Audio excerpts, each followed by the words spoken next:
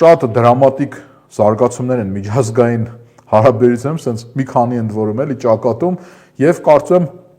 երբ որ ռուս-ուկրաինական այս համաձայնությունը լինի, գուցե մենք տեսնենք այդ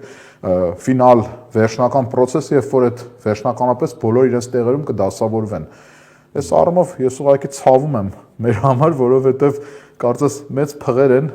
sense այդ նեղ տարածքում ոտքերով դոփում, մենք էլ արանք ընկած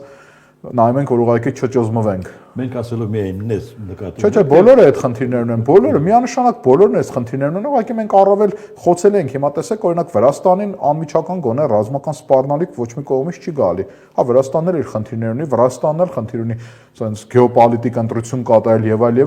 բայց մեր դեպքում այլ է, չէ՞, մեր դեպքում ունենք երկու թշնամի, որոնք մեզ երկուսն էլ գերազանցում են բոլոր առումներով եւ հիմա իրենք մեզ սպառնում են։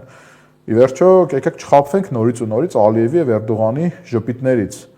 Կգա պահանց կփոխվի այդ տոնայնությունը, որ ոչ մեկին պակաս չի թվա, էլի, ցավոք։